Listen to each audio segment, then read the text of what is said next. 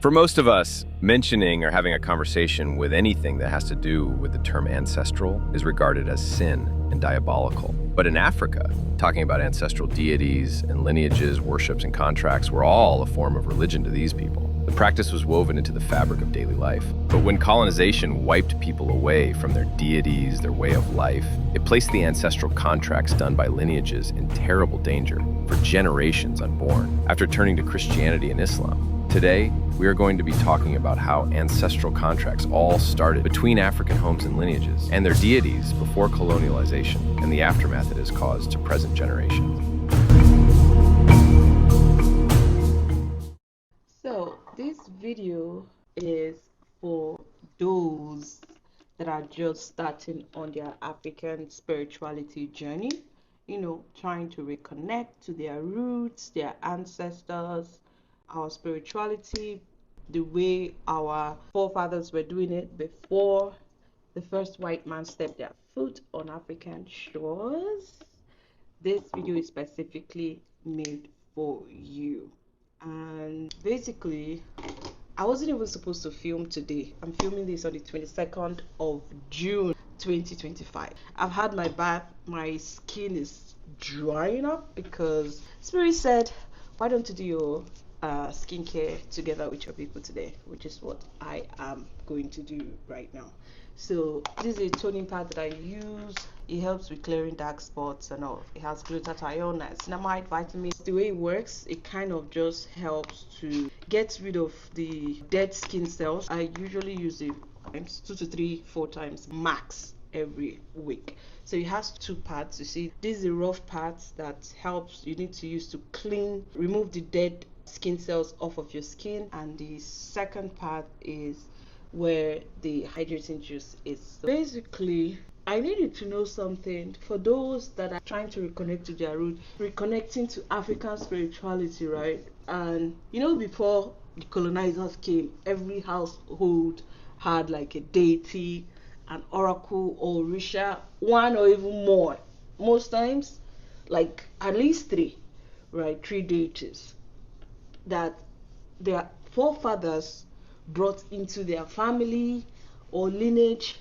We can say that every African household that you get to, if you listen to their history, there was once a time that someone in their lineage, their great grandfather or great grandmother, had a shrine in their family compound.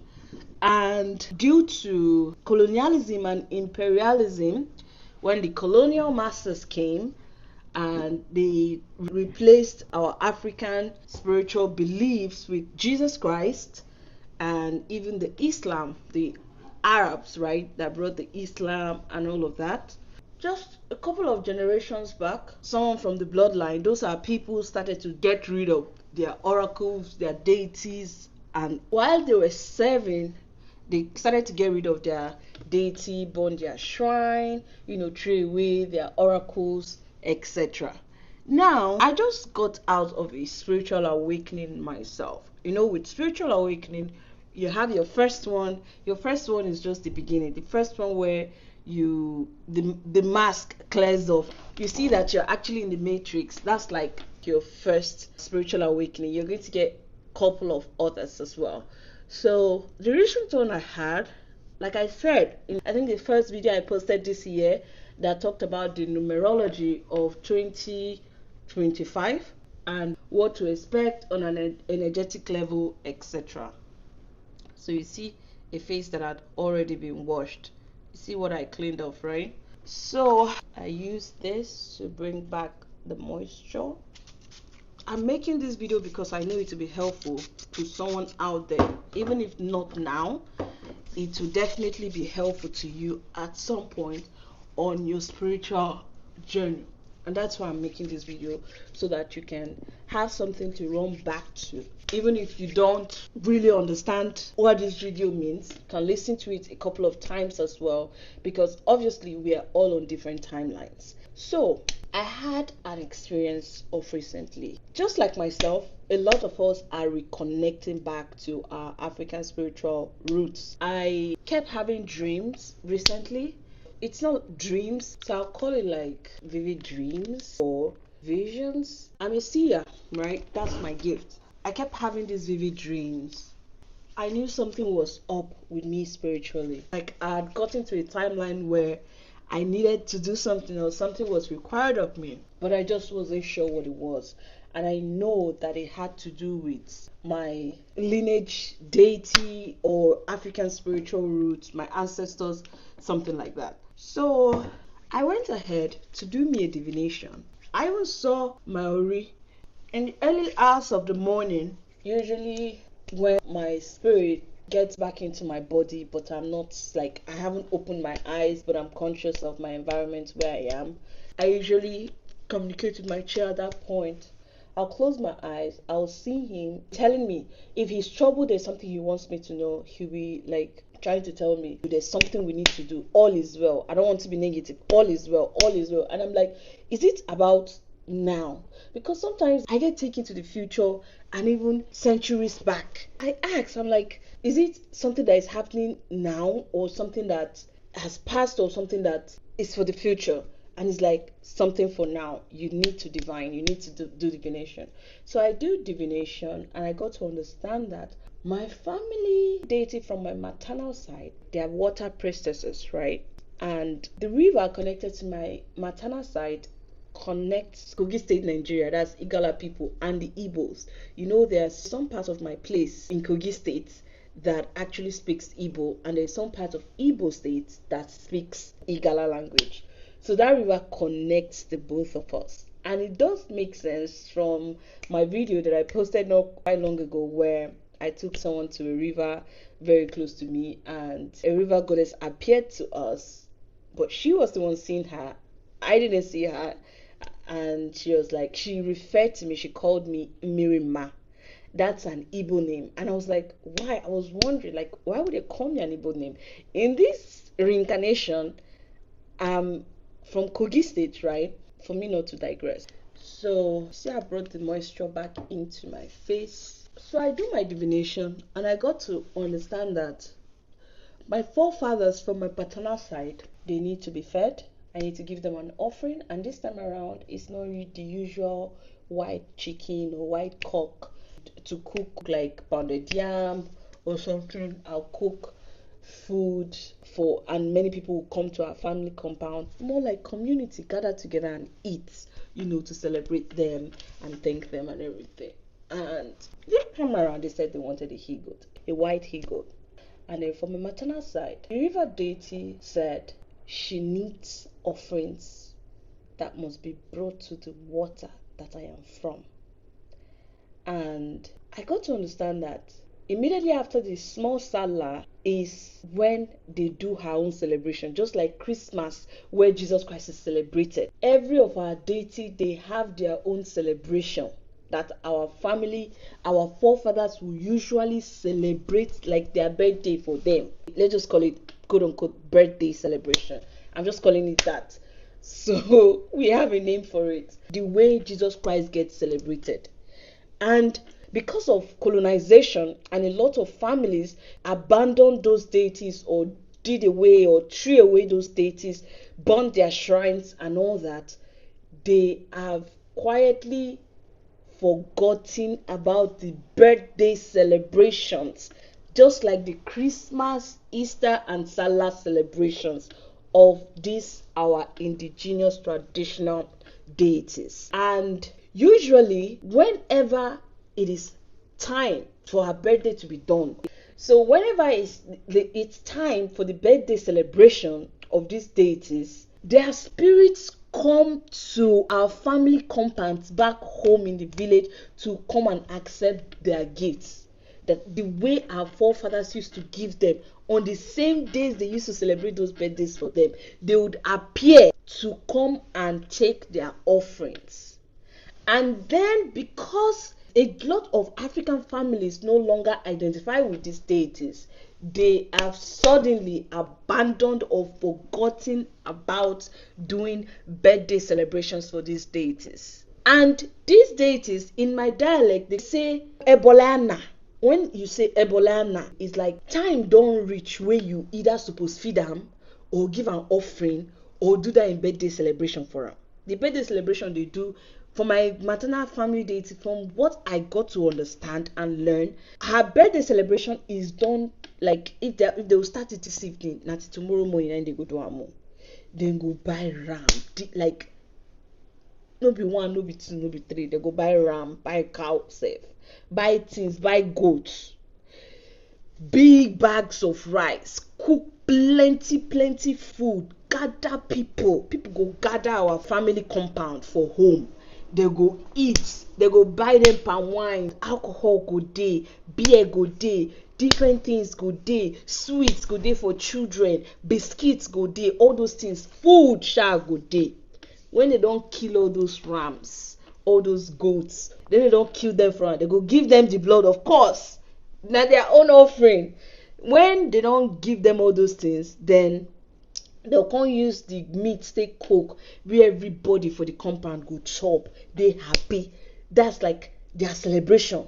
And the deity are on those particular days that the first person that started it in our bloodlines used to do it, they will be, those spirits go dey our compound for home on that particular day at those particular time wey dem dey do am for them back in the days. And if they no meet their offerings wey dem dey meet for there back then, if anytime wey dem come every year, it's done once every year, anytime wey dem come wey dem no meet their offering on the particular days wey dem suppose celebrate their birthdays, they go say mashane na.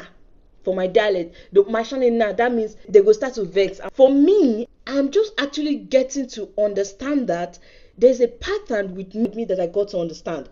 There's a particular time of the year where I stay and I am not in the mood to be a mom to anyone. Usually, those that know me and are around me, they call me mommy dearest because of the energy I carry. And whenever she's upset, because she's me and I'm her, I just get upset for no reason.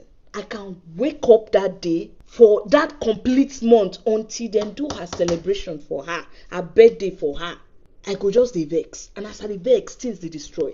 Like, no be say I go just dey burst things or some, like I will just dey scatter. No, okay, let's give for example my puppy now. I won't even want to be a mom to him. I'll just maybe giving him his food, no emotions, nothing attached. Don't touch me, don't come close to me, don't. Like, the exact way this deity is acting, that she's upset, is the way I will be upset. And before now, I will just be asking myself, why am I upset? Why am I angry? For no reason. I will not be able to place my hand on one particular reason. You go call me, say, I don't want to talk to you. Like, it's been happening again this year, around March, April. And each time it happens, I just try to limit my interactions with people because, no even make me vexed for that period because I already dey vex already. So no even come say you won't even come make me vex on top. And I got to speak with my mom's younger sister, and she said, time for mama, we dey call her Ole Mama birthday celebration. I'm just, you remember I gave it birthday celebration as the name for it, for their celebration. Time don't reach, we never still do am. I say why she never do am? Why they never do am? She say, see, now we also money, na better money, now they use to celebrate her. Oh, I didn't show you guys. It's bio dance. So she's like, the time for her birthday celebration don't reach, but we never do am. I say, why she never do am? She said, no be small money now. Say we go need to put money together and all of that. And she, as she did like this, is well with her. I say, she gonna ask me questions, say, is there any time where I go just dey vex for no reason? She's married. She say, when the time reach like this, where they no do am, before she even really understands say na wetin dey happen, she say fight we just start between she and her husband, just little argument, couples argument like this. So she go just vex, pack her bag, say she no dey marry again. She go just start to vex. Things wey she build, she go start to scatter am. Unexplicable anger. There's two reasons why I'm making this video, right? So you know there's a dark side to ancestor veneration. There's a shadow side to it. It's not all rosy. Me that I've been feeding, that I've been doing everything, her anger, she no even spare me. She even pity me based on say she knows say I got love for her, but you know still spare me. That's number one. If I didn't ask for my own family deity questions from elders from my family, I for no know all these things when I dey talk today. My mom, who was supposed to tell me all these things, she no even dey interested to know. So Christianity has got her to understand that even talking about it or even getting to understand itself is a sin. So she knows that she has spiritual issues that is connected to her family deity, obviously because she's chosen next in line to feed and serve the deity, but she rejected her call. The deity called her to be a priestess, but she rejected her call because of religion. And because she rejected that call, she doesn't even understand. She knows that she has issues. Obviously, when a deity call you and you reject the call, there's definitely consequences for that. So she's passing through spiritual issues. She knows that this is the reason for the spiritual issues, but she doesn't even care to understand why or how she can solve it. All she knows is what her pastors recommend, which is casting and binding, which has proven over time to be effective only for selected issues, not this particular one. I'm digressing. I don't know why. Whenever I am by myself, I get in the zone and boom, I want to talk. I even start talking to myself in the house, and my puppy will just sit down, be listening to me. He'll be looking at me as if he's my audience, right? I'm in front of the stage and he's my audience. But the moment I turn on the camera, I don't know if it's camera shy or what it is, but I keep running around, dealing, and forget what I actually want to talk about. And I want to get to a point where I'm not having to create scripts for what I'm talking about, because I get downloads most times, right? And my downloads is basically spirit speaking through me. So imagine getting a download instead of just speaking the camera, and as spirit is leading you to speak, you speak. You now start typing and making notes and everything, and then later on, no, fresh, jam. So let me get back to why I'm creating this video. So from the story that my mom would usually tell me when I was younger, she would tell me that her great grandmother was the priestess for the water deity River Egane. That the woman will always, I think it's once a year or every August, I can't remember. I'll ask her again. But she said at a certain time of the year, at the end of the first half or second half of the year, the grandmother or great grandmother would put a lot of things, traditional things, in like a basin bowl. This big calabash that Oshun Aruba used to carry and take to the river. That her grandmother will carry all those things together with a white ram, and she'll take it, or white goat, she'll take it to the river after doing the birthday celebration for the deity in their family compound. The next day in the morning, she's going to take that basin filled with offerings and the goat to the river. So now, back to my chi being restless in the spiritual realm and him making me understand that I needed to do divination, that something was up spiritually. There's something I need to know, there's something I need to do spiritually. So when I did divination, I got to understand that I needed to do something. I needed to give, it was time to give offerings to the river deity. And I had called my uncle to go help me do it, which he did take the offerings there. And he sent me a video, and the things he said on that video was, he was actually making a pledge. And the pledge he made was, make sure she has everything good, make sure you keep protecting her, make sure you take away all the bad negative spirits, algenus, that are disturbing her, that have been disturbing her, take them away and replace them with good ones. Obviously, he had told me that he's there already, that I should just keep speaking my heart desires, making my prayer. You know her heart desires. Grant her heart desires. And once you do that, she would come back and appreciate you with a goat, a she goat, and a certain amount of money. Not big amount of money, a certain amount of money in naira, Nigerian naira. And he told me that the reason why he made that vow is because that particular deity, as well as other deities, that when you feed them, you bring offerings to them, you tell them your heart desire, that you enter into a contract with them. And in the contract, you tell them what you want and you tell them what you're going to give them. Want to come and not to pay them back, but to show appreciation once they grant you what you want. That is a contract right there that even my children my future children that are not here will be bound to. So now, why I picked up the phone to record was my great-grandmother, who was my mother's grandmother, that my mother was telling me the story of how she would take, goats and a basin with calabash and different traditional stuff, offerings and all of that to the river. She was definitely, my uncle told me that offering to conclude the ritual of giving that offerings to that deity, as well as any other deity, you must make an agreement with the deity. That's the end of the ritual. That for that day, for that year. So imagine, that means my great-grandmother that used to take offerings to that river, that she did it for so many years, even before my mother came into existence, before my mother even thought, before my mother's mother even thought of having my mother, and before my mother thought of having me,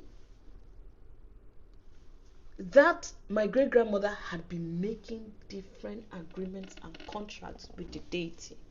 So you imagine, and those agreements and contracts with the deity that she has been making, because after her, all the priestesses that the deity had chosen had rejected her because of religion.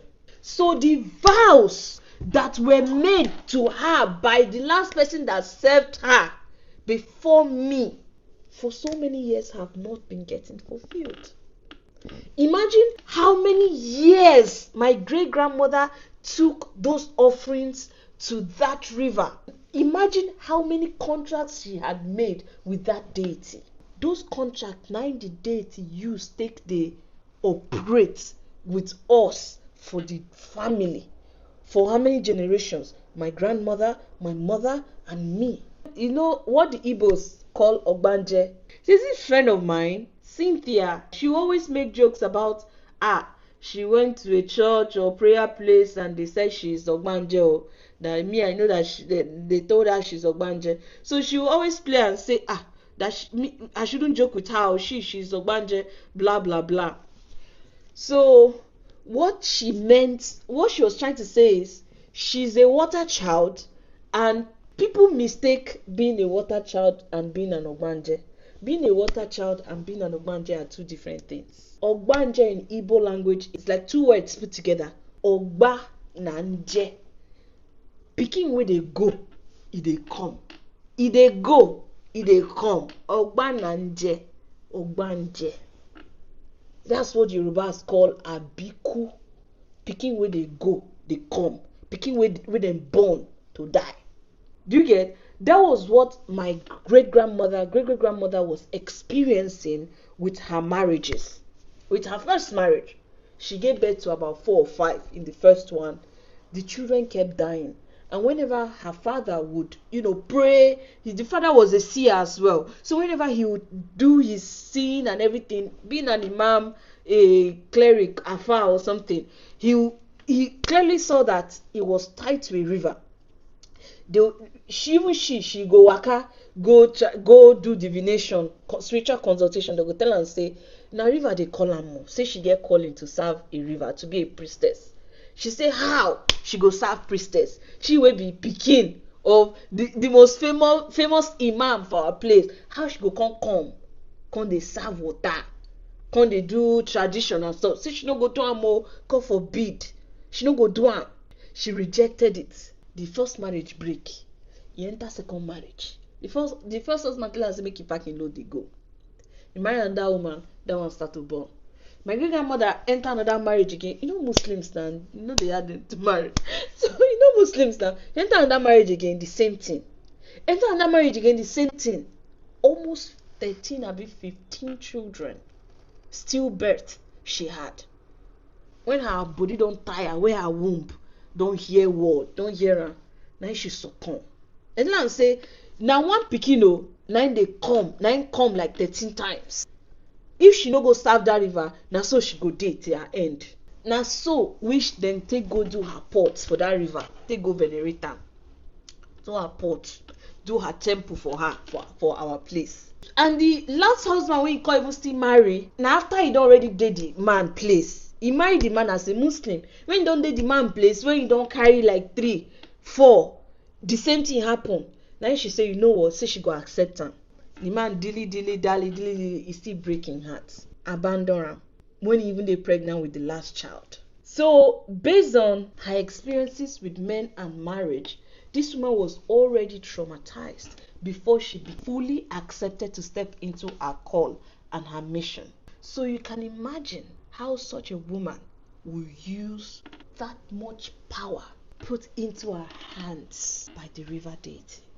Imagine the kind of contracts. Remember I told you that with every deity, as you dey feed them, you dey make agreements with them. They do it in Christianity religion, they do it in Islam religion. For church, you go dey pledge, say, God, if you can give me this job, the first fruit, I'll give you the first fruit. Bible, Anna wey ask for pikin from God hand. Wetin she talk? She say, if you can, give me a child, I'll return the child back to you. How many people had made vows in the Bible? And these religions, Christian, Islam, these are religions that came to meet African spirituality. These are deities already in existence for centuries, hundreds and thousands of years before who even started Christianity, even thought of starting it. These deities don't they operate. Our African spiritual deities and oracles have already been in existence. And this process of making vows, agreements, and contracts with these deities have been an ancient practice. Talk about who is copying who. So you can imagine the kind of contract. And when you make contracts, when you make these agreements, you tell them, say, Mama, I'm giving you this, so you see how much I love you. You carry and go the river, go they give am goat. You they kill blood. That's blood covenant. You kill blood for the deity, even if let me say the deity go chop the ram. You kill am in communion, and then you carry the same ram, go cook. Everybody go chop. Family members, outsiders, neighbors, everybody go chop. Now celebrate, do party, and all of that. But the blood of the animal where you kill, uncle, that's blood covenant that binds the agreement you are making at that point in time. Blood covenant or contracts are living beings that transcends through timelines, generations after generations. Those contracts you are making, the contracts that our forefathers made with the family deities before religion starts and before they brought the first Christian missionary step their foot on African soil, the contracts and agreements that our forefathers, our ancestors made with those deities in question still exist. Their forces and spirits tied and connected to those contracts and agreements. In my own case, you can imagine, for example, with my grandmother, my great-great-grandmother, who had been traumatized by marriage, by men, the opposite sex, by men that she had loved, who know anything concerning mental health that time to heal or anything. You know how that kind of a woman will be ruling with her power? You know how she will be bleeding on both the ones who sin against her and the ones who don't sin. You know how she's going to bleed on them? The most misunderstood people on earth are traumatized people. Why? Because they are always aggressive. Why are they aggressive? People always run with, oh, that person is aggressive. She's always shouting. She's always angry. She's always this. But then, no one has really taken the time to understand that this person is aggressive. They are yelling. They are shouting because they are hurt. They are hurt because a boundary of theirs had been crossed. They are hurt because they've been violated. They are aggressive because even after so many years of them being hurt, they still have not healed. They still are hurting inside. And then this same woman For husband house, the last husband house, when be say you don't born the last pikin, the pikin still die at birth. Now you say, you know what, him go accept him call. She don't say no way for am. She has to do it. She say she go accept her call. The man when he married tell am say, I married you as a Muslim. I no go do. He no even care say she carry belle. He abandon her. Plus the traumas of the previous marriages. Then she can't start to serve this deity in question. And this river deity for my place, they no born you well. Except like me, like this, where we say, I dey connected to her now. From that river now I come from. I feel go now. Maybe use camera, take record the river. But say you just go, say you just won't carry river, you just go stand close to the river, you carry camera one snap. If they call that river for my place, even elders, people wey old pass the person wey born my papa, then they shake. Yoruba people they say erujeje. They are scared of that water. She's not just ordinary. Imagine the kind of power that she had access to. And imagine a traumatized woman, an unhealed woman, having access to that much power and that kind of power. Would she have used the power well? Right? My empathy is the number one thing that makes me worthy of the opportunity, of the role I'm sitting in. So many people will be say, I feel crushed with just words from my mouth, go hurt me. I go see, they imagine the pain where they go feel if I decide to pay them back in the same coin of what they dealt me with.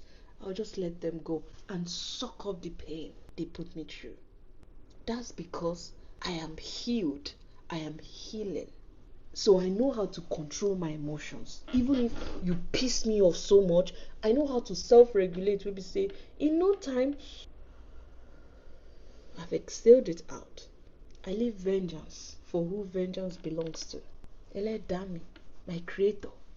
Let my creator, the person who create both me and you, who hurts me, to revenge for me, to give me vengeance. Even though I know say I feel get vengeance for myself, I feel give you judgment instantly and it go happen. But I still it's like taming your beast. So imagine an unhealed, traumatized woman. Will she be able to do this thing? Me being able to tame my beast is who my great grandmother, who had served this oracle, had wished she was able to do that. She wished she had that kind of mental power to understand that you could destroy this person like this, but you still choose not to because of empathy. And you are healing. And you have tools to self-regulate and make yourself feel better even after you've been hurt. You can imagine the kind of contract that she would have entered each time she gave the river deity her offering. I kept asking myself for so many years, so much dysfunction. No be material stuff. I'm talking about friends, lovers, neighbors, strangers. You go even enter cab safe. Even the cab driver wants to take advantage of you. I'm like, why am I getting all of this? What is this? I got to understand it was due to contracts that my great grandmother had made. When she was giving the offering, she go ask what she wants. She go say, I'll come and do this. And at times she wouldn't even do it. She no go even give the deity everything what she's supposed to do. She did her best, but you know that when our forefathers made agreements with those deities, those agreements, they like living beings where they live till the end of time. And the agreement in question, you know, concern them whether not positive or negative. Negatively, now it go affect you. No concern them. They go do their own part. You do your own part. If you don't do your own part, issues go there. So the person where been they do them, where been they feed her, where they do all those agreements, as the person can't die, the people where she can't they choose, my great grandmother, my mother, they all did not want to serve her because of religion, colonization. And this deity kept doing her own path. So it's like my family, from my maternal side, then they take from her because she they give them. Okay, do your own part now. They not do their own part, but they are enjoying her abundance. But they are not doing, they are not keeping, they don't even know all of the agreements that their great grandmother made. Same agreement was working for my grandmother, my great grandmother, my mother, and it was working for me as well. And it wasn't positive. I got so upset. I said, I like so many women from my family before me, the ones where you choose for my family, all of them throw away you talk say you day of devil. Based on wetin their Quran abi their Bible don tell them about you. Say you be devil, you be demon. Me, I come, I say no, you are not. Unless you do me bad, then I go judge you. I no judge you based on wetin oyibo man tell me say you be. I go love you. Na food you want, I go give you. I go bring you back alive again. And I will show you off to the world. I don't care. In fact, I don't give two fucks what any person thinks about me. I don't. You know how many people don't enter my DM and say, you are not married yet, oh. You're not even afraid that a man that will come now and see you saying all those things about deity, being inclined with spirituality, they will be afraid of you. So you think say me? I no be ordinary woman now. I be extraordinary woman. So you think my mate, my soulmate, my companion, na ordinary person, shallow, colonized mind?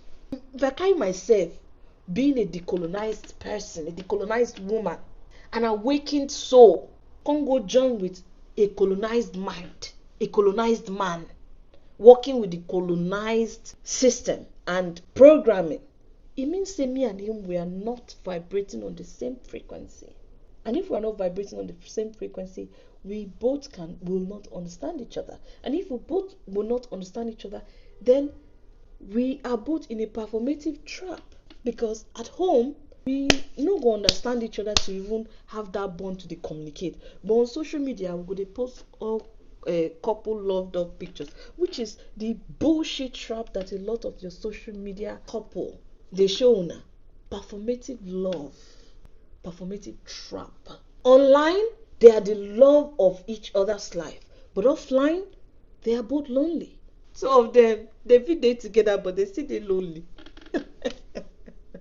I had a married man once that was trying to get with me with everything, telling me everything. I'll be like, how are you doing? How's her? I was seeing him as a big bro in my life or something. This person was trying to get with me at all costs. He did the same room with his wife. They tell me say he's lonely. I say, lonely how? But you just said your wife is there, and I asked about her and how you're doing and everything, and then you're saying you're lonely, even though about 2 hours ago you posted a picture serenading her and telling her how she's the angel of your life, how you die without her, how you do this, and people are under the comment section talking about, God when, I love your love, I do this, I do that. Here you are telling me you're lonely. Are you fucking kidding me? This is the trap a lot of your social media couple faves are in. Performative traps, performing love instead of being in love. That's not what I want. No, I'm too real, goddamn real, to be with somebody wey be say the person know as in now who you be, wey I wan come dey say I wan marry just to make I make everybody know say I don marry for so So yeah, back to what I talked about in the beginning of the video. Recently, I got fed up of attracting only takers. People that will come and take. Both friends, lovers, strangers on the street sef. The deity had been angry all along based on she dey do her part and we are not doing our part. From my grandmother to my mother, who she chose, but they rejected her because of colonization and religion. So they've been taking her blessings, and also they have not been doing their own part of the agreement. So they have been taking advantage of her. They've been taking from her and not giving to her. So she was reflecting that back to us. I'm not the only one in my bloodline that would say this about attracting takers. I know if we boldly come out and say, I have someone that has poured into me the way I've poured into every single soul that have crossed my path. Take take, take, take, take. I've been dealing with contract that was made generations before I was born. So when my Ori was disturbing me and, trying to get me to understand that there's something I should know, because I kept crying, I kept talking about how I'm tired and I don't want to do this anymore. My Ori said, I've heard you, but there's something you must know. There's a contract working, there's an altar working. You have the opportunity, you have the power to make a new contract, to annul a contract and make a new one. How do you do that? You could give an offering. The way we die your great grandmother will make contract with them, way if they work against you today. The contract where they work on will no favor you, where you no like. You go make your own contract, but this time around, you are not making contract having just yourself in mind and what you want just now. Your future children are going to be bound by those contracts. So, any contract you are making with the river deity, make sure it's something that your children will not be impacted by it negatively tomorrow. You are making this I don't have a child yet on the earth realm. My children never come earth yet. So imagine I've already started to give her offerings. And I got to understand that the procedure for the offering, you must make an agreement with her at the end before you come out for that river. After you don't give her the goat or whatsoever you brought and the other offerings you brought, you go tell her what you want. You go tell her, say, oh yeah, do this for me. I go bring this thing to appreciate you. So anything I'm asking for now, I think of my children, my children's children in mind. Make sure say na something wey go affect them positively. And I go let them know. See the offerings wey they do. See the covenant, the contract wey dey on ground. Una fit do Christian, una fit do Muslim. Na only the colonial masters religion, Christian or Muslim, na im go tell you say you must forget everything that makes you an African. Any other race you come from, you must forget everything that makes you that race for you to be a Christian. If you be Dada, say them tell you say you cut your Dada off. Or they go dey look you in a funny way for church. Muslim too, the same thing. And go tell you say, Christian, thou shalt not serve other gods. Thou shalt not do this. You can only serve only Allah. You can only serve only Jesus Christ. There is no African deity or African spiritual belief system that tells you that you cannot be a Christian or you cannot be a Muslim. Or you cannot do any other tradition or any other belief system. But make sure so you know through it. And there won't be that. African spirituality gives you freedom. It's not trying to take your identity away from you. It's not trying to replace your belief system. It's not trying to replace your identity with any other kind of identity. It's not trying to turn you to anything other than what you are. You are free. You can do what you like. But when time don't reach to do our offering, our party, to keep to the agreement you made with us, keep to it. And you are free to do any other thing you want to do. So, my children gets to understand, I no stop una from doing Christian or Islam. If na your own soul contract or your part where you decide to go with that, go. But you see the offerings of this deity, keeping the agreement that mommy had already made with this deity, and this is our family deity, this is how we do her, this is how we don't do her. Those are non-negotiable.